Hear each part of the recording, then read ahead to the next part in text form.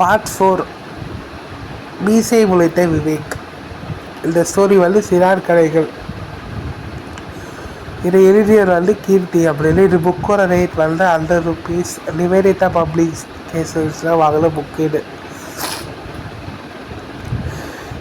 இதில் வந்து எப்படியோ 10 ஸ்டோரிஸ் கிட்டே இருக்குது. இந்த புக்கு எல்லாமே நான் படித்ததுக்கப்புறம் இந்த ஸ்டோரிஸ் எல்லாம் புக் ரிவ்யூவாக வந்து நான் வந்து ஸ்டோரி வித் கார்த்தி அப்படின்ற ஒரு யூடியூப் சேனலில் நான் வந்து போஸ்ட் பண்ணுறேன்.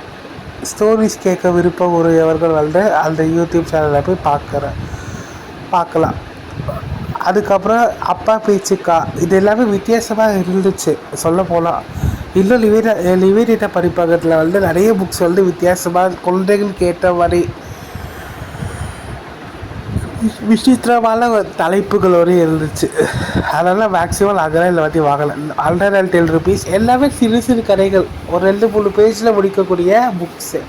ஏன் அப்படின்னா சின்ன பசங்க வந்து நாவல் படிக்க விருப்பம் இல்லாதவங்க இந்த மாதிரி ஹேபிட் படிக்க ஆரம்பிச்சுன்னா கண்டிப்பாக அவங்க பெருசாக இருக்கக்கூடிய கதைகளை படிப்பாங்க. அதுக்கப்புறம் திக் திக் திக் இது வந்து ஒரு க்ரைம் நாவல்.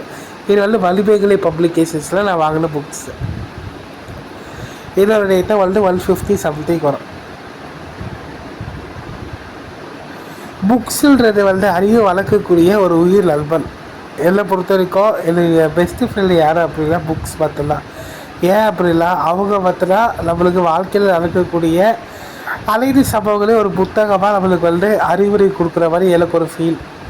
அதுக்கப்புறம் எந்த ஒரு புக்ஸ் வாங்கலை. ஏன்னா அப்படின்னா வாழ்க்காவிலிருந்து கங்கை வரை இதோட MRP 150. பட் வந்து புக் ஃபேரில் ஆஃபராக ₹100 கொடுத்தாங்க. 50 டிஸ்கவுண்ட் பண்ணி. இது வந்து லட்ரலி படிப்பகத்தில் வாங்கக்கூடிய புக்ஸ்.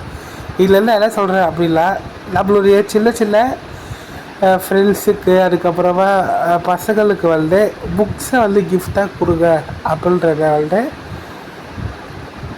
ஒரு மெசேஜாக நான் வந்து ஷேர் பண்ணிக்கிறேன் எல்லாருக்கிட்டையுமே. ஏன் அப்படின்னா புக்ஸ் படிக்கிறது நம்மளுக்கு மட்டும் இல்லை, பசங்களுக்கும் நல்ல ஒரு அறிவு பசியை தீர்க்கும். பாய்.